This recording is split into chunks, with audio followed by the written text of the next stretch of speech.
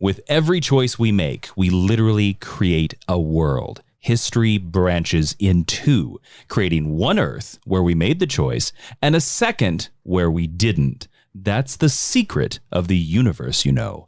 Billions of people making billions of choices, creating infinite Earths, and creating infinite podcasts about Batman. What better way to decide the best multiverse versions of Batman than creating this podcast or not creating this podcast? Because it doesn't really matter. Geek History Lesson will happen either way, somewhere in the multiverse.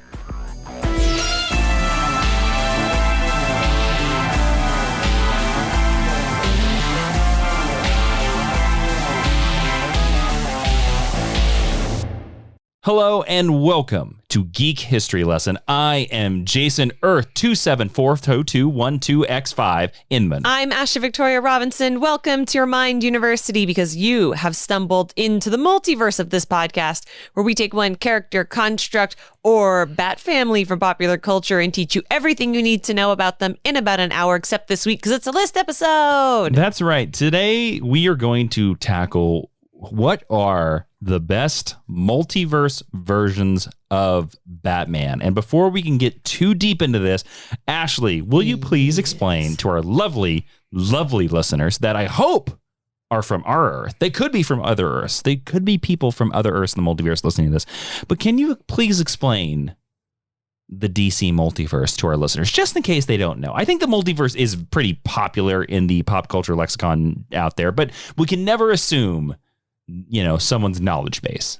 So in DC Comics, as arguably in our world, depending on how into M theory you are, there are Earths, multiple Earths, more than one Earths. Usually you hear about Earth 2 and Earth 3, and they contain familiar but remixed versions of the DC universe. They're a holdover from the Golden and Silver Age when nobody really cared, and DC has since tried to organize them into a comprehensible fashion through a series of crises. Yes, the easiest way to think about that is that there is, of course, the Golden Age Flash, Jay Garrick, who was later retconned to be from Earth 2. Mm-hmm. There is Barry Allen, the Silver Age Flash, you know, the star of the television show The Flash, who is said to later be from Earth 1, and so on and so on. And with each different choice and each different Earth, there's supposedly a different Flash or Batman or whatever. So we are out here, and we decided to be really fun to talk about our favorite multiverse versions of Batman. So for this list, these were our rules. There can be no Batman from the main DC Earth. No Batman from Earth 1, Earth Prime, Earth 0, whatever. They keep changing the name of the main DC Earth. No Batman.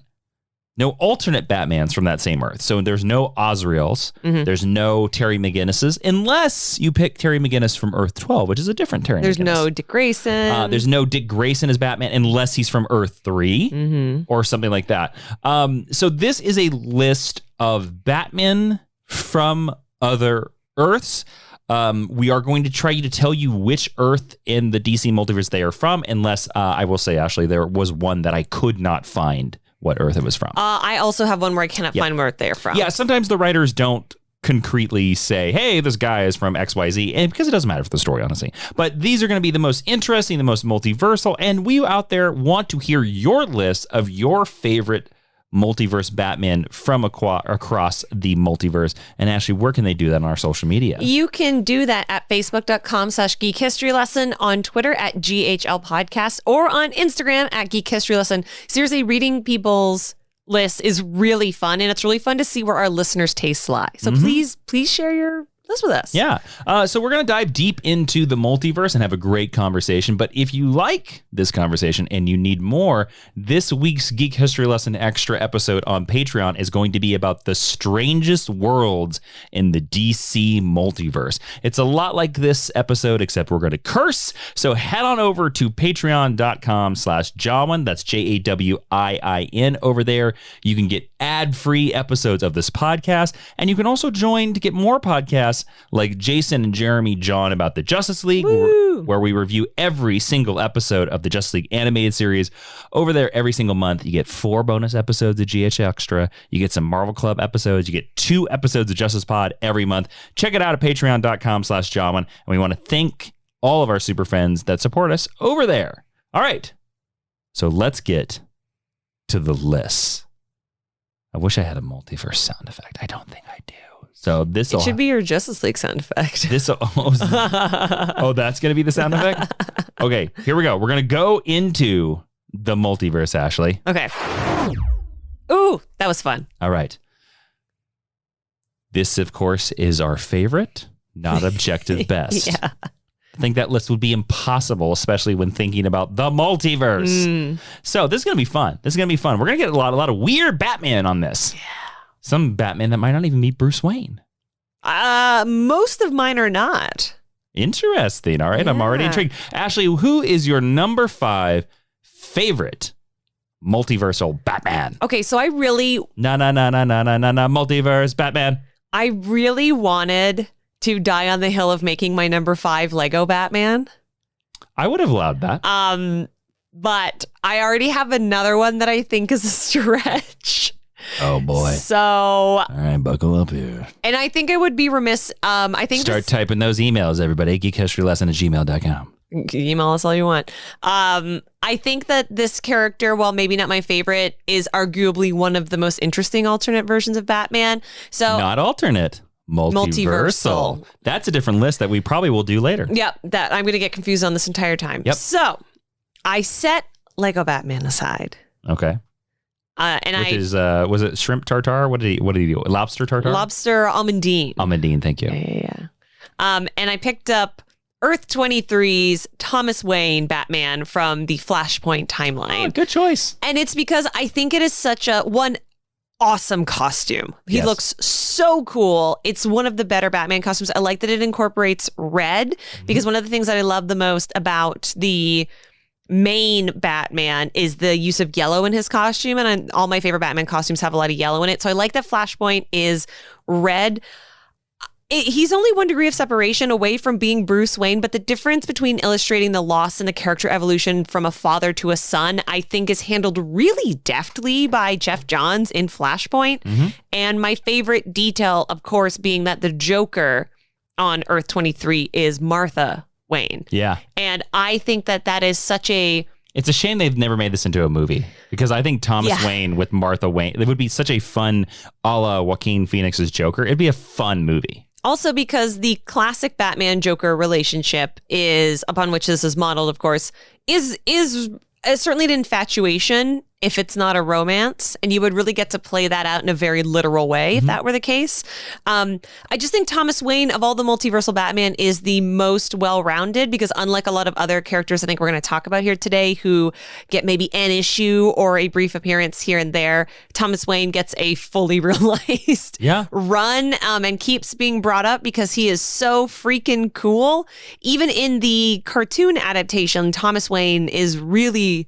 an integral part of the plot, of course, but a really, really interesting character. Scrolling down my list here, Thomas Wayne, Flashpoint Batman has appeared more than any of the Batman on my list. You are correct. That is an interesting fact.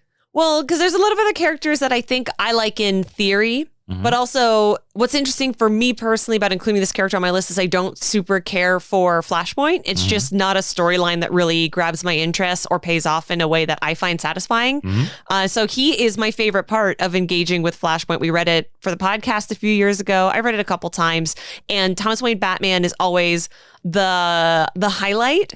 And I think for this spot, I wanted it to either be Thomas Wayne or Red Sun Batman. I thought you said Lego Batman. Again, but I thought that was a stretch. And I think Thomas Wayne is a better person than Red Sun Batman. So I'm going to say Thomas Wayne. If you've never read Flashpoint, read it for this. And if you're going to read Flashpoint and read any of the spinoffs, the Batman tie-in is actually one of the ones that's really worth your time. So Thomas Wayne Batman, with an honorable mention, I guess, to Lego Batman is my number 5. Nice. What is your number 5 best multiversal Batman? My Batman voice. My multiversal Batman number 5 has a phrase that he loves to say. With signal green come darkest night, that superstitious, fearful might. Beware the creature of the night, the weird avenger blazing bright. I am talking about Bat Lantern, the Bruce Wayne of Earth 32. Bruce Wayne, Bat Lantern, of course, was created by Mike W. Barr and Jerry Bingham. He first appeared in Batman in Darkest Night. However, later he was introduced in the Multiversity, #1, by Grant Morrison, and he later showed up in The Green Lantern by Grant Morrison and Liam Sharp. In this universe, Batman, Bruce Wayne, is chosen to be the Green Lantern of this universe. This brave Bat Lantern, he uses detective skills and his power ring to instill fear in the hearts of villains. He fights alongside his teammates called the Justice Titans, each which represent a combination of two familiar superheroes. There's Black Arrow, there's Wonder Hawk, there is Aqua Flash, and there, of course, is the Super Martian. Now, first off, I had to put this as my #5 because I didn't get to read this story until probably the last, I would say, 10 years. But I'd always seen this cover in various things of other comic books or online or Wizard magazine. And the costume of Bat Lantern is badass. It is a weird yet cool combination of a Green Lantern ring symbol over the Bat costume. And it looks really good. And then also there is his symbol is basically like the Green Lantern symbol combined with the Batman symbol. So like that look is really cool. There is also something to, there are many storylines where Bruce Wayne Batman always ends up with the Green Lantern ring.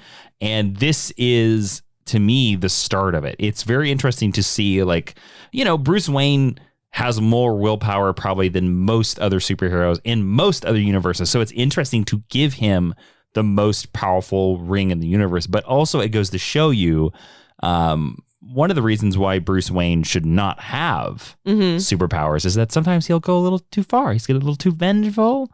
Batman likes to punch in heads a little bit too hard sometimes. And if you give him something that's like powered like a nuclear weapon, it's going to go wrong. But I'm going to be honest.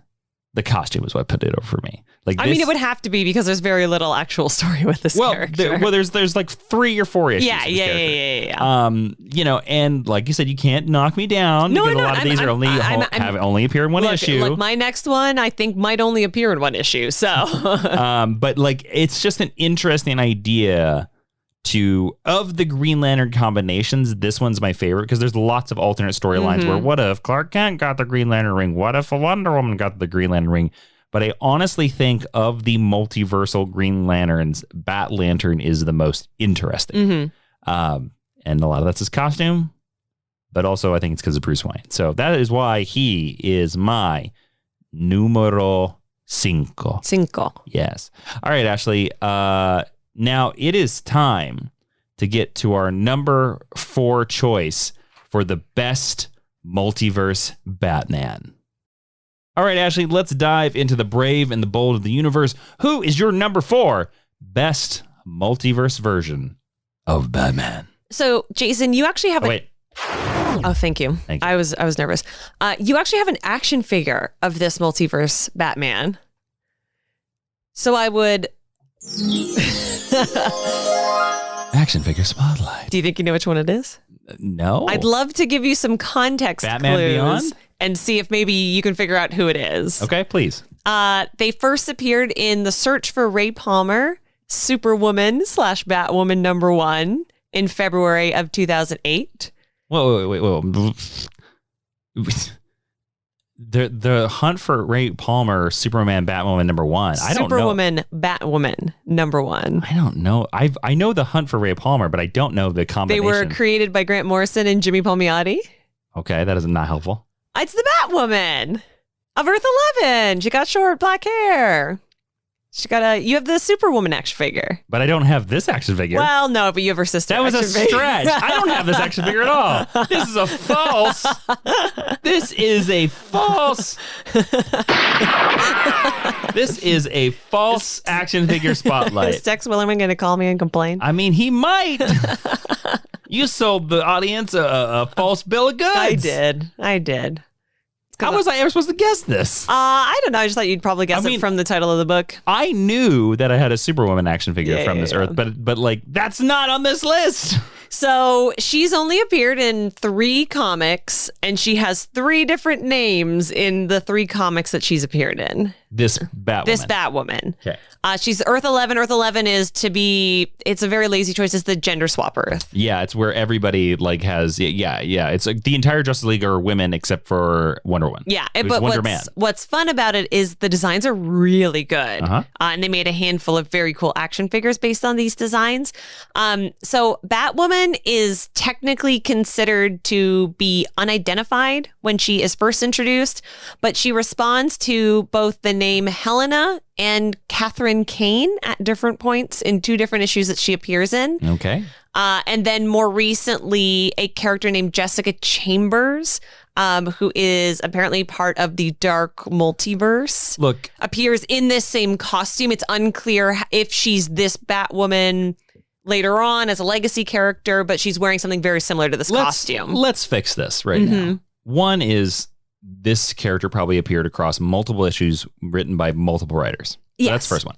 Second, we know DC Comics. DC Comics loves to do crises out the yin yang. I mean, she's introduced in Countdown Presents. Yes, so before Final Crisis, which rewrites the multiverse. Yes. And then also the multiverse has been rewritten since then because of Flashpoint. So like every time the multiverse is rewritten, this person, this Batwoman in this Earth could have gotten a different name. Could have been a different person. Yes, and I believe that all 3 of her appearances are in technically 3 different continuities. There you go. But this is the same thing like you were just talking about with Bat Lantern. Like this version of Batwoman has a great costume because she's basically just wearing Batman's black and gray costume. There are no super feminized embellishments. There's no real effort to make her look any more feminine other than the body shape. I meant to say as well that the Bat Lantern that I talked about is technically 2 different versions as well. But since they're similar enough, everybody's like, they're the same character. Yeah. But I just thought that was interesting when I was doing my research on this character,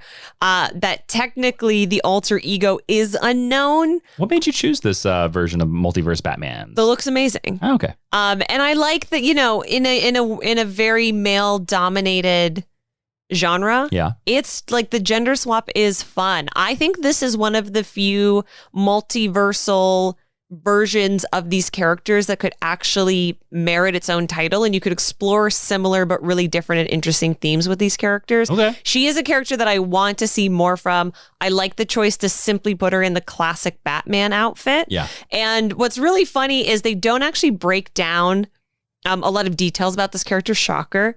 So when you're going to do your research, when you're looking for things about maybe characters' personalities or their powers and things like that, particularly across the multiverse, all you get is like presumably has the same powers as Batman. Like there's nothing. Whereas Kate Kane on Earth 1, Batwoman, is very different from Batman. This version is just basically like Brucina Wayneina. Like she's just Bruce Wayne. Brucina Wayneina. But what if a lady? All right.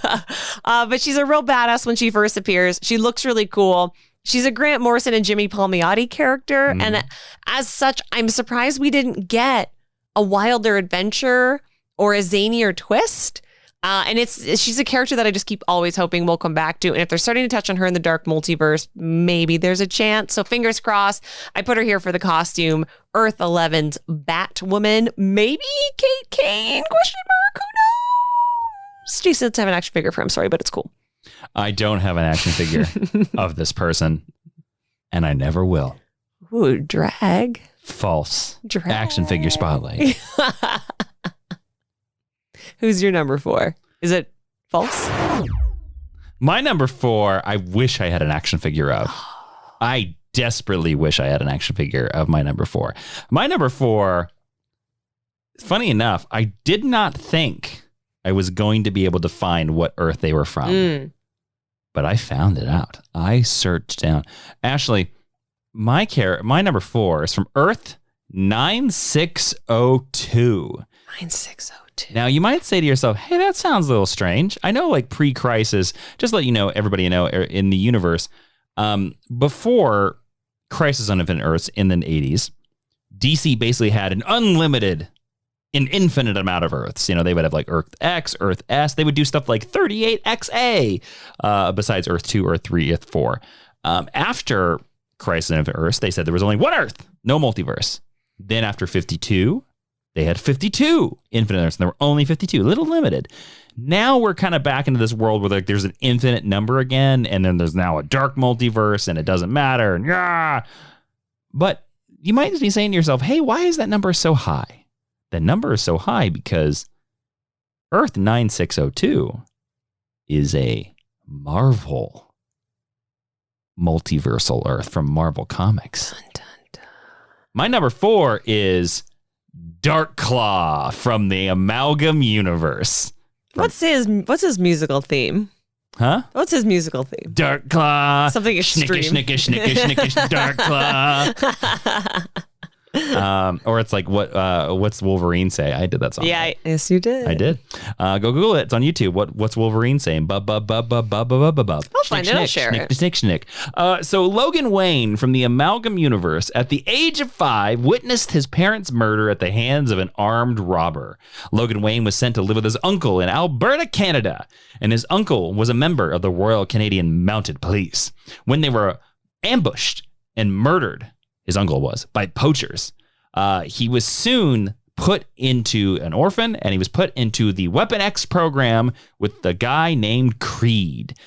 It was in this program he got volunteered for the Super Soldier program, and Logan had adamantium bonded to his bones, and there he learned of his meta-mutant nature. See, in the Amalgam Universe, they're meta-mutants. Mm-hmm. The Weapon X program was terminated due to its dual failure. The fact that Logan was ineffectual as a weapon because he presented a conscience, and that Creed was too crazy. Creed eventually becomes the Joker in this universe.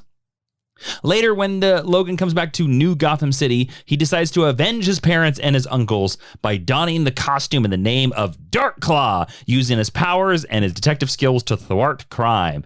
He would later partner with his bestest girl wonder, Sparrow, and again make the arch enemy of Creed, who had become a laughing hyena. Now, Logan Wayne first appeared in Marvel vs. DC number 3 in April of 1996, but the first thing about Darkclaw to stand out, again, he's a mixture of Wolverine and Batman. His design is awesome. He looks cool. He's only appeared really technically in like 3 issues because they when they did the Amalgam comics, during the Marvel vs. DC event, Marvel and DC sort of did these smashed where the characters got smashed together. And Darkclaw, of course, was the Batman and Wolverine version of the Amalgam. And they published a one-shot called Darkclaw. And they did a whole bunch of series. Now, Amalgam was so popular that a couple years later, they did a second issue around. And this time, they acted like there was an animated series in this universe. So they did Darkclaw Adventures. And it was like in the style of the Batman, the animated series. Mm-hmm. Darkclaw is one of these characters where, again, when you think about mixing Wolverine and Batman, it makes total sense. It's like they're 2 badass characters from each of their universes. But also, it's interesting because Logan Wayne, Darkclaw, is one of the best characters in the Amalgam Universe because he is sort of a perfect synthesis of these 2 characters. He is very samurai and Ronin-ish, but he's smart and he's very tactical like Bruce Wayne. And, you know, a lot of the other Amalgam characters either lean one way or the other a little bit too much. And I kind of think that Darkclaw is like one of the perfect ones. Again, if you were to ask anybody who their favorite Amalgam characters, I guarantee you most people will say Super Soldier, which is the mix of Superman and Captain America. Spider-Boy. Spider-Boy is always the answer. Which is, well, here's the secret. Spider-Boy is the best Amalgam. Yeah. Flat out. So make sure Superboy and Spider-Man. But then the third one they're going to say is Darkclaw. Mm-hmm. And they're going to say Darkclaw again because the costume is so amazing. I would kill for a Darkclaw action figure. Never going to happen. They'll never do it. I mean, I will say this. When the pandemic began in 2020 and comic book stores were going down and it looked like it kind of looked like the comic industry might go away. I'm glad it didn't, but it looked like it was going to go away. There was a scary bit of 4 or 5 months there. I said at the time, the way they can save all these shops is to reprint Marvel versus DC or to do a brand new Amalgam event. Do a brand new Amalgam event, split the profits. Do the same characters or make brand new characters. But Darkclaw, to me, it would be impossible to talk about Batman from across the multiverse without talking about Darkclaw from the Amalgam universe, which again, I didn't know that the Marvel universe actually had a classification, Earth 9602. So there you go. That is my number 4. Can I tell you something? Sure, you can. Is you're going to tell me that I have an action figure of Darkclaw, and even though I don't? If you make custom action figures, you can email us, geekhistoryLesson@gmail.com. I'm going to have you make a Spider-Boy first. I'm just going to say that. Quote us your prices to make a Darkclaw. No, Darkclaw's my number 1. What? Yeah. What? Yeah. Do you want to talk about Darkclaw? Sure, why not? Why your number? Okay, Ashley, I'm going to put you on the spot right here. I know you're not a fan of the Amalgam universe. I'm not a fan of the Amalgam universe. I just think a lot more of it is bad. That's fair. That's true. true. And Frank, it's 90s comics. So if you look at the way that the women are portrayed, it's borderline assaulty. It's not great. Bullets and bracelets, like hardest of passes. Well, I didn't say bullets and bracelets. Yeah. I'm just saying, for example. I believe that's the Wonder Woman Punisher. and Punisher. It's mix up. Awful. Yeah, it's not good. I'm not saying anyone who worked on it's bad. It doesn't hold up to contemporary scrutiny. Because there's kind of 2 classifications of multiverse Batmans. Yep.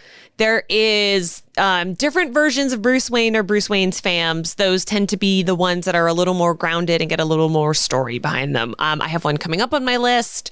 I already talked about Thomas Wayne. I mentioned Red Sun Batman. So there's kind of those more serious, grounded ones that actually have a story purpose, even if they're not appearing in a lot of issues. And then there's the wild cards.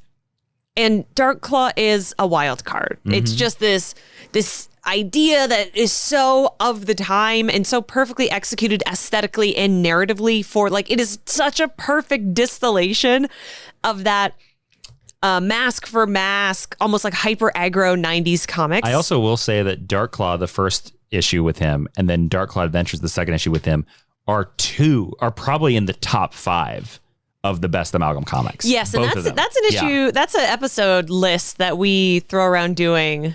Well, we'd have to, but we couldn't do best. We'd have to just be like, here's an episode about Amalgam. Yeah. And then it would be fun to do a book club of it. Yeah. But it would be hard because they're so out of print. They are. I luckily have the trades. There you go.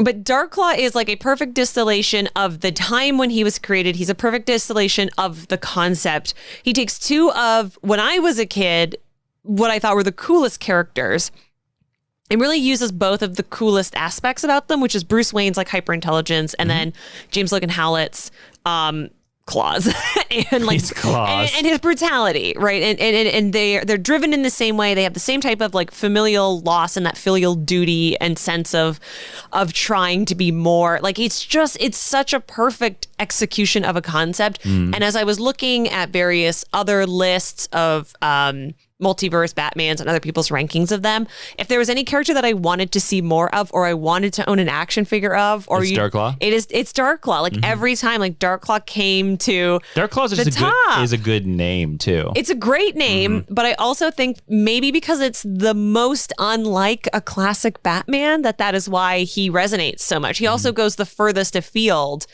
from just Bruce Wayne, parents died at a different time, on a different Earth. It's almost, in a lot of ways, Darkclaw is very much like it's just Wolverine in a Batman costume.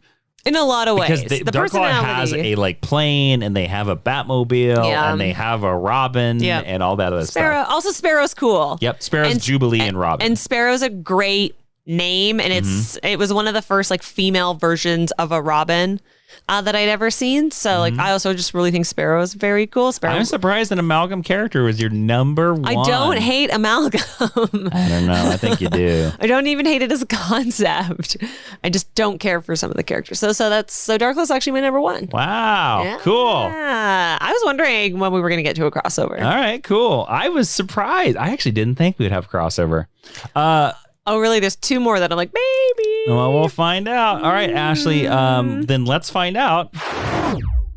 your number 3. My number 3 is a Bruce Wayne with a very similar origin story on a different Earth. It is Batman Earth 1, Bruce Wayne. Batman Earth 1, Batman. Earth 1, Batman. Mm-hmm. The Jeff Johns. But not the Earth one that we mentioned earlier. The standalone graphic novel by Jeff Johns and drawn by Gary Frank that is called Batman: Earth 1. There are 3 volumes. It's sort of DC's Ultimate Universe almost. You know, I really liked the Earth ones. They seem to have burned themselves out, despite the fact that like 3 or 4 of them have been solicited. Mm-hmm. I think we have a couple that have been on pre-order for literal years. Well, we have a Superman trilogy, we have a Wonder Woman trilogy, and we have a Batman trilogy. No, we have a Wonder Woman duology right now. The 3rd one has been solicited. I thought it came out. Am I wrong about that? I'm sure there is only 2. Sure. And then we have 2 Green Lanterns, and we have a couple Teen Titans. And we have 2 Titans. But explain what the Earth 1 concept is, or what the Earth 1 version of Batman is. Yes, so Earth 1 was an imprint, and it was designed to, much like the Ultimates, as Jason alluded to, kind of give you a distilled origin of a character for a post-2000s, post-Xbox generation. And they were publishing graphic novels first. Yeah, it's almost like that's how comics should be published. I agree. A la European cum Japanese model. And it's just a really... There's really nothing reinventing the wheel here. There is nothing really new under this sun. What I like about Earth 1 Batman of these graphic novels is the distillation and the whittling down of the storytelling. It is a super, super clean Batman origin, to the point where it's lifted pretty heavily in almost every adaptation from the time that this book was originally published. Actually, not really. The one that pulls from it the most is Robert Pattinson's The Batman. The line "I am vengeance" comes from Batman Earth 1. Mm-hmm. A lot of the Penguin's lines come from Batman Earth 1. The Batman the animated series was very Earth 1 inspired, down to the Alfred. No, you're getting that confused with that is Beyond the Batman. You're right. That is Beware the Batman. I apologize. Yes. But if you read Batman Earth 1, you will see that the Batman was heavily inspired by Batman Earth 1. Exactly. And it's my favorite reimagining, and arguably one of the only reimaginings of Alfred post like 1980. Mm-hmm. This imagines what if Alfred was James Bond, basically. He's Sean Connery in a lot of ways. Yes, and it has gone on to inspire Gotham's Alfred and then the Pennyworth Alfred leading his own series right now. I think if you have someone in your life, or maybe you are this person, if you're like fairly new to the idea of comic books or the idea of taking Batman from any on-screen adaptation, this is such a clean, perfect distillation of what an excellent Batman story is. Unfortunately, you're going to read a lot of bad Batman stories going forward from this point. You're going to see a lot of contemporary things post-2012 borrowing from this on the page, but I think it is the cleanest version of a Batman origin that we ever had. I've read the full series through twice. Every time I read Batman Earth 1, it's a good time, and I wish they'd lifted more from this and just put it right in the main continuity, but then it would have gotten just as muddled as everything else, which is what's great about an Elseworlds versus the main continuity. And lots of blue in the costume. This is not technically an Elseworlds, but yeah, I understand your point. It's not an Elseworlds, but what else do you categorize it as? I don't know. Like broadly, it's an Elseworlds, That's right. Basically, if it's not in the main DC universe, it's the Elseworlds. It has to be an Elseworlds. Yeah. So my number 3 is Batman: Earth 1 from the graphic novel Batman Earth 1, which I feel like I have to preface that way because Batman Earth 1's also the main continuity Batman. Got it. But he's also Bruce Wayne. Jason, who is your number 3? I think it's good for this. It's good to infect. My number 3 is a multiversal Batman called Bruce Wayne.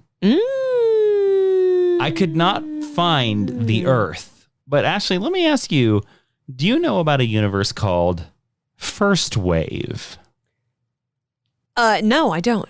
First Wave was an initiative by DC Comics that was late 2000s. It kind of ended like around 2012, but there was a time when DC Comics had the rights to Doc Savage, the Spirit, the Shadow, all of like the pulp 30s characters, And they kind of put them on their own Earth and they made their own line. And then they stuck a version of Batman in there. Now, because why not? He's not called Batman. It's just Bruce Wayne who wears a Batman costume. That's interesting. I mean, Doc Savage is just Doc Savage. Yes, and he first appeared in Batman the Doc Savage Special #1 in January of 2010. Basically, this is a universe that is kind of set in the 30s. It is golden age. It is like an intentional stew of Tommy guns, jet planes, dirigibles, Ferraris, walkie-talkies, and lots of hot air balloons. It is golden age goodness at its best. And the Bruce Wayne basically is the same way. His parents were killed by a criminal, and he's driven by this need to understand what happened. And his search led him all across the world to training and to picking up and wearing a Batman costume. Now, this is a very pulp. It is a very noir universe. One of the biggest difference here is that this Batman uses guns like the classic Golden Age Batman. To give you some other differences, like Blackhawks in this, the Blackhawks are also characters in this. They are mercenaries. But there was a time, again, they published like all of these characters, but they were like, it was called like First Wave Batman, First Wave Dr. Savage, First Wave The Spirit, First Wave The Shadow. And it's really interesting because this is sort of, I know I'm going to say this term and it's not going to make a lot of sense, but this is exactly who this character is.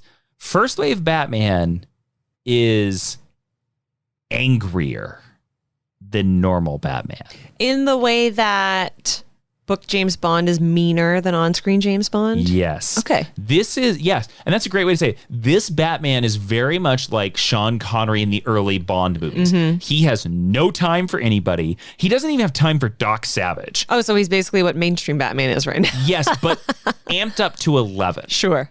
And it's funny because Doc Savage spends a lot of this universe basically giving Bruce Wayne crap for wearing a stupid costume. Because he's like, why do you need that stupid costume? Because it's stupid, Yeah. cool. But again, he's not, as far as the ones I read, he's not ever really technically called Batman in this, which I kind of really like. Yeah. But this is like, again, this is basically First Wave Batman. It's such an interesting universe. I totally understand why it doesn't work because pulp characters don't really work in our modern contextual ways anymore. But like, I just like First Wave Batman because he's angry. He's got a car. He doesn't have a Batmobile. He has a car and he wears purple gloves and he's got to punch you in the face because he's pissed that you blew up his dirigible. Golden Age Batman also just has a car. Yeah. Like a degular car. I know, it's like a Studebaker. Yeah, it's awesome. Yeah. So First Wave Batman. It might be a Rolls Royce. I don't know. First Wave Batman is my number 3.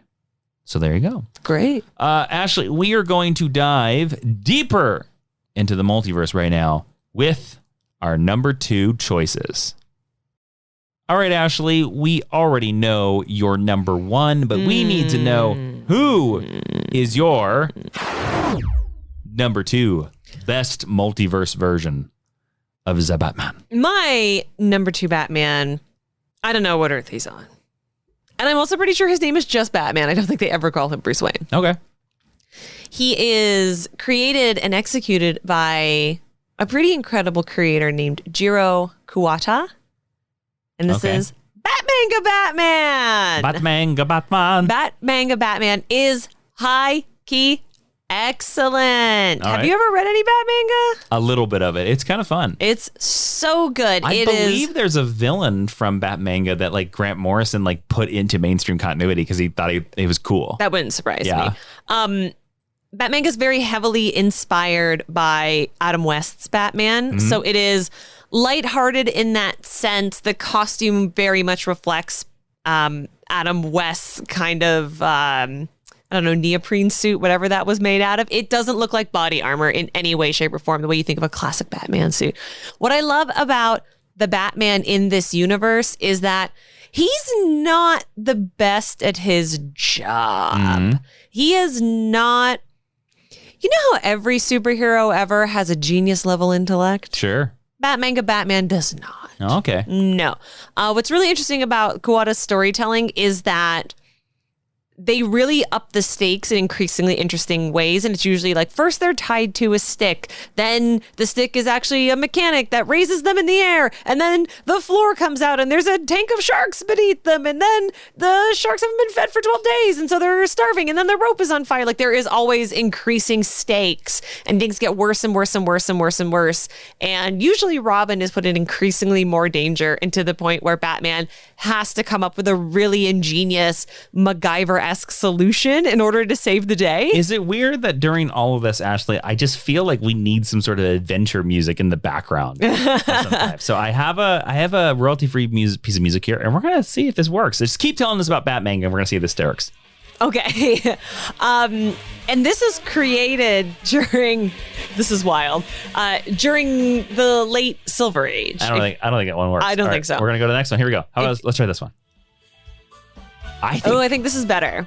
If you're looking for sort of a contemporary comparison, like I said, this is late Silver Age, early Bronze Age. So this is really different to have Batman, one, not be perfect the whole time, especially if you think about him in his sort of beginning of the Justice League era, where he's always perfect and he's in charge and he's the leader and he's Superman's best friend. He's really, really fallible, and we're actually getting some really early reflections for this character on, like, what does it mean to have dead parents, in a way that like Western comics were not reflecting on at the time. And the story is so popular and so valuable that they finally collected and printed them all in 2014. And they've like enjoyed a huge popularity since being reintroduced. But I really think if you know a lot about Batman, that the Manga version of this character is really refreshing. It's lighthearted, it's updated, and it's such an interesting mashup of Eastern and Western storytelling. There's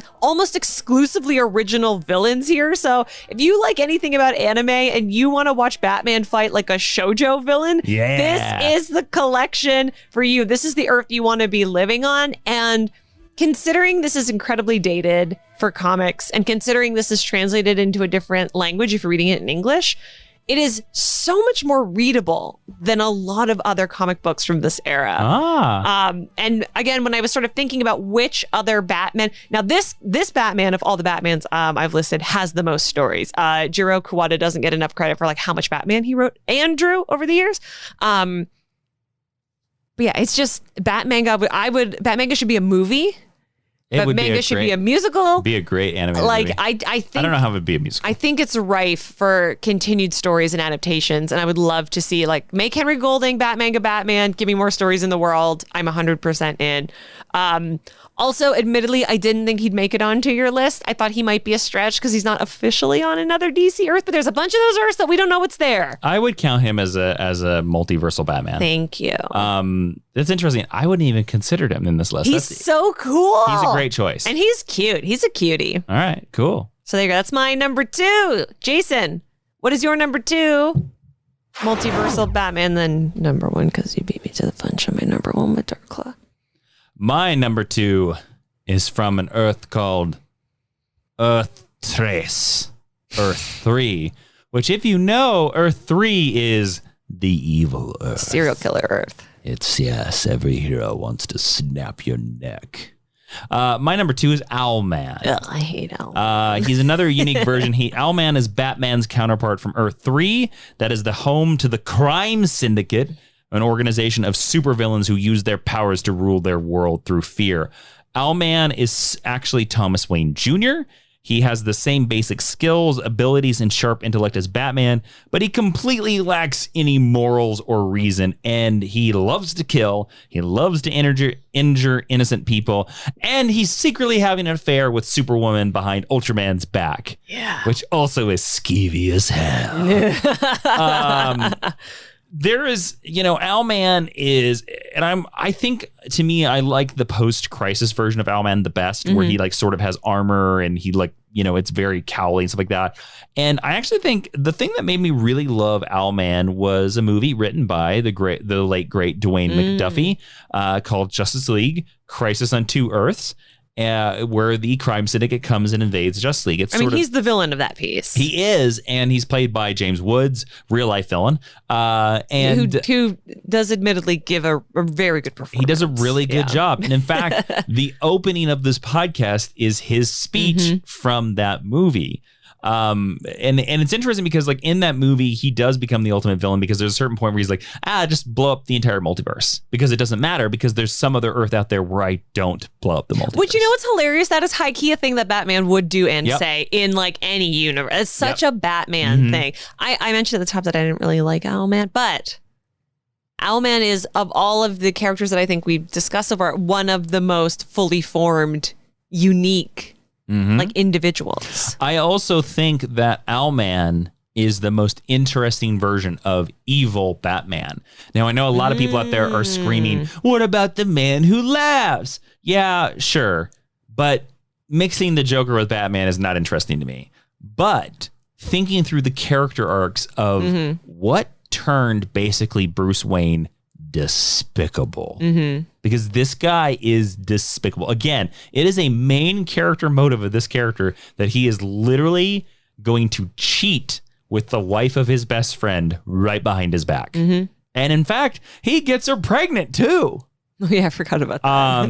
Owlman is, like I said, he's a piece of work. He is a piece of work.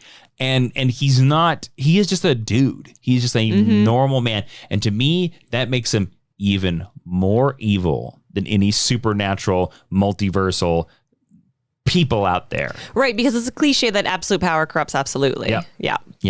So, I know the crime syndicate is, it's an acquired taste.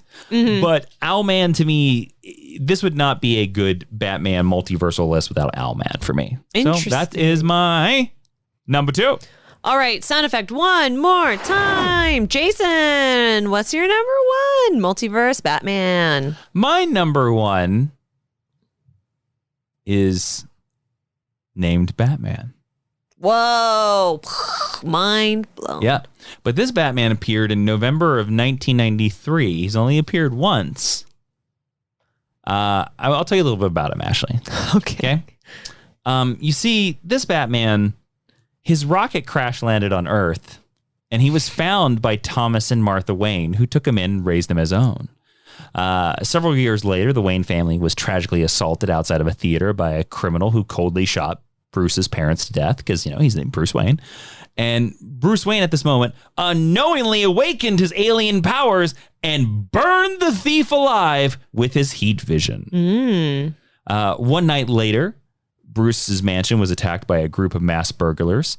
And during this, he used his overhuman strength to defend himself and save his home. And then he suddenly remembered the tragic night years ago. And he was like, oh my God, if I'd only known how to use these powers, I could have saved my family.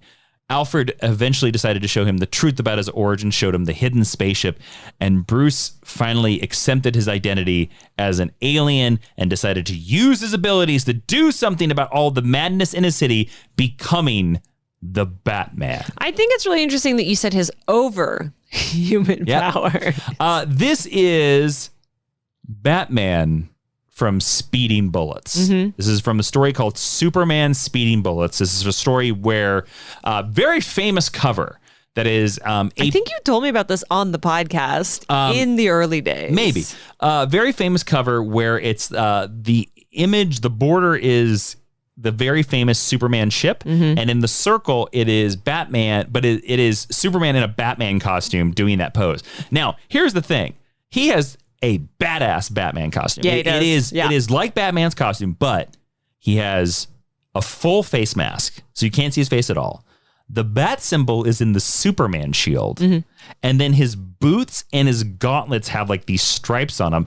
And Ashley, not only this, unlike your earlier segment, we are really going to do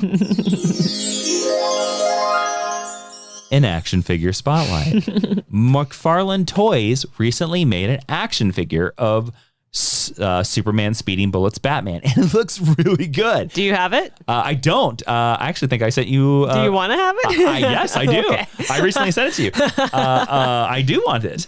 So will you put it with your Superman collection? Yeah, because he's technically a Superman. Wow, what a trip! I can't wait to do best multiversal Superman and have you put him on the list.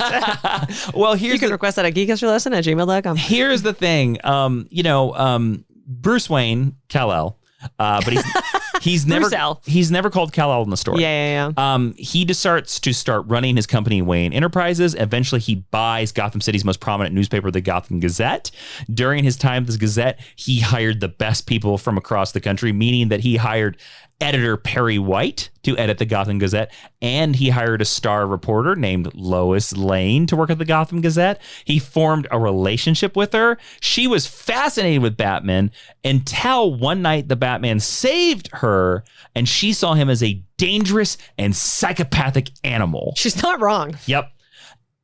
And it's through the course of the storyline, through Lois, that Speeding Bullets Batman eventually becomes Speeding Bullets Superman.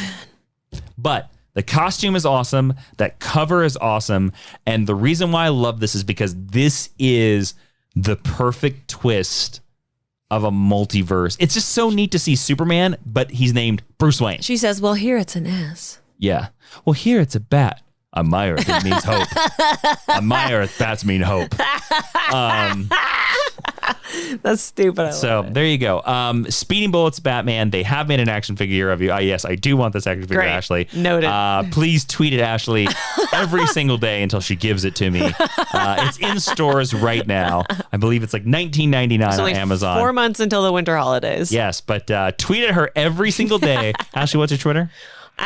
Look, if you're going to tweet at me every single day, you got to follow me. You owe me that. Yeah, you must follow her. At Ashley B. Robinson. But I expect you to tweet her every day until Ashley gives me this action figure. Fine, but follow. That's if you the rule. follow me, I won't block you or mute you. Hashtag. If you don't follow me, I will block you. Hashtag Speeding Bullets Watch. Ashley, please write that down. Hashtag Speeding Bullets Watch. I will not share that. We are starting this right now. We're going to see how many days from the publishing of this episode that I am blacklisting Ashley, blackmailing Ashley into giving me this action figure. So there you go. That's my number one. You've heard of Speeding Bullets, Batman? Yeah, you told me about it. Yeah, that's true. Cool. Well, that's our list, everybody. What did you think of them? Do you have any also rants? I almost put the Dark Knights of Steel Batman on here. That's a good choice. But the story's not wrapped up yet. I tried to see. I thought about putting the Justice Riders Batman on here, the cowboy Batman. Yeah. Because I like him quite a bit.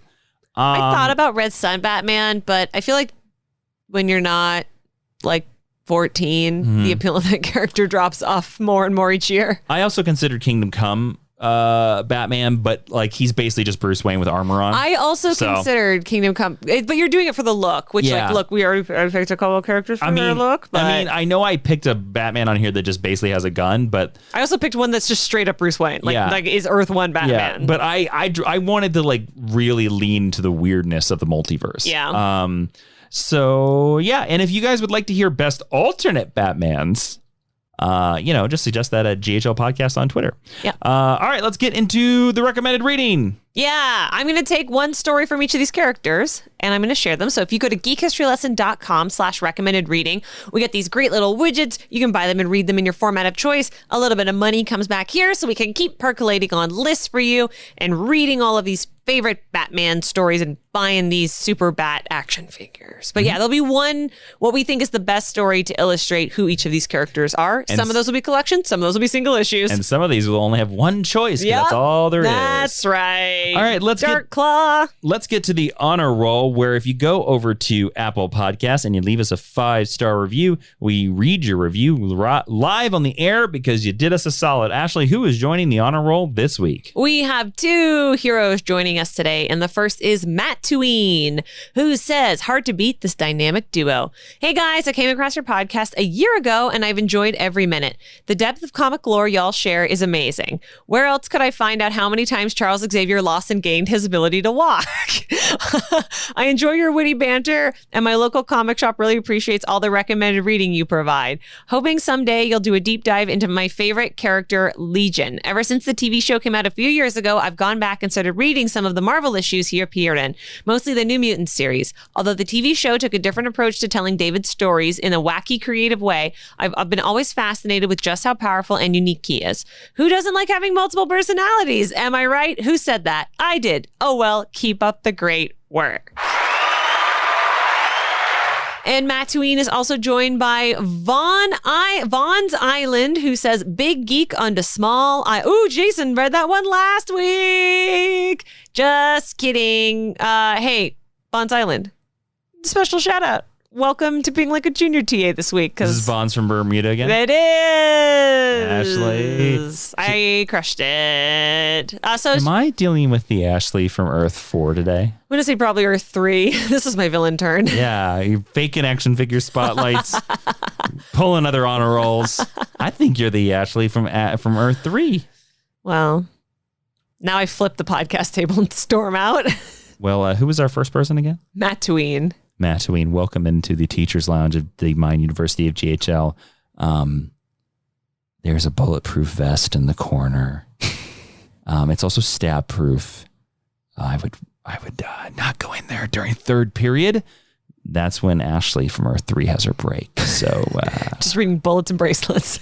Yep. Speeding bullets and speeding bracelets, baby. All right. If you want to leave us a review, go over to Apple Podcasts, leave us a 5-star review. You can write anything you want. And as thanks, we will read your review on the air. Don't forget to subscribe and listen to us wherever you find podcasts. And if you really enjoyed this episode about the multiversal Batman, please tell your friends. It's the best way that we get great new listeners into the Mind University. Ashley, if they want to follow this podcast on social media, where can they do that? You can do that at geekhistorylesson.com. Especially if you add a /blog there, you get to see all the extra content we put out every Thursday. You can do that at facebook.com/geekhistorylesson, on Twitter at GHL Podcast because they have character restrictions, and on Instagram at Geek History Lesson because they don't have character restrictions. You can follow Ashley on Instagram and Twitter at Ashley V. Robinson. You can follow me on Twitter and Instagram at Jawiin. That's Jawiin. And now we are to... Hold on. Stick around. Yeah. Wonderful sound effect from Pedro there. We're still looking for more sound effects. The contest, hashtag stick around contest is still going. But right now, Pedro is running away with this contest. Pedro is winning by a far margin. Okay. Ashley. Yes. We're talking about these multiversal Batmans. Yes. If you were to give, let's say a 12-issue miniseries to any of these Batmans that I named or you named, who would you give it to? Or I guess, who do you think would be the best one to give it to give a good, solid, like, graphic novel 12-issue run? Oh, that's hard. Some of these characters have had graphic novels. Yeah, that's fair. Like, I'm super inclined to say Manga, even though he probably has page for page more story than any other character, because I would love to see a new creative team. He's only ever been written and drawn by the same artist. And I would really love to see what a contemporary creative team with probably stronger editorial input from DC Comics would do with that character. But also, like, Darklaw would be so sick. Yeah. How cool would it be? That was far and away going to be my number one choice. It's dark. To get like 12 issues of Darklaw, I think would be fantastic. I mean, DC Marvel, here's a free idea. Why don't you do it? Donate it all to charity. Have co-editors and donate to the Hero Initiative. Donate it all to charity. Yeah. And then you can do a hardback special edition with some pinups in it. There you go. Free idea. Make it super limited. Yep. Get Jim Lee to draw the covers because he's drawn X-Men and Batman. It would sell like gangbusters and it would do a lot of good. And all the fans would love it. Yeah. Love it. Yeah. I'm looking at you. What would Darklaw's Riddler villain be? So, okay, you got the Riddler. They have a Riddler. It's the Sabretooth character. No, Sabretooth is the Joker character. Oh, sorry. Who is Hyena. Sorry. So and they might already be in there because I know that they have a race all apocalypse is like but I don't know if they have a Riddler, but like who would be the Riddler? Who would you combine in the X-Men with Riddler? I would make it Jean Grey. I would make it a lady. Jean Grey. Yeah, because she has mind control powers. Okay, so what would you call that character? Paradox. All right. I don't know. All right. I don't know. The Questioner. Sure. I mean, you could put her in like the suit and the cane, and she could do like the riddles could be tied to mind control in some way. That's like the off the top of my head pitch. Yeah. And then we can introduce his best friend, Kurt. Nightwing. So Kurt Wagner, the Incredible Nightwing. Kurt Wagner. Oh, you meant in a blue costume. No, it'd be Kurt Grayson. The Incredible Nightwing. The Incredible Nightwing. Yeah. Interesting. In a blue, like a white guy or whatever, any color guy. Not a blue guy, but a guy in a blue costume. Well, no. So he's blue, and it would be just like Nightcrawler, but like the V is blue like Nightwing. But that's blue on blue. Okay, no, you give him the yellow like the Disco Wing. Oh, cool. But it's yeah, still that's fine. the Nightcrawler V. But with like the yellow eyes and the blue skin. Okay. Yeah. Kurt Wagner, the Incredible Nightwing. There you go. No, I like that. Thank All right, you. that's good. Dark Claw. All right. Snick. All right. All right. Thank you so much, everyone. Wherever you're listening on the multiverse, thank you so much for listening. We really appreciate it. I am Jason, always loving our Dark Claw. I almost had Tex call in here. Inman. You know, there was one point where I thought you were so worked up about the action figure that Tex might have called to straighten me out. He might. He might call in. Who knows? It's got to come to the extra for that, I guess. I've been Ashley Victoria Robinson, and Professor Dark Claw, would you please dismiss the class? Class is dismissed, bub.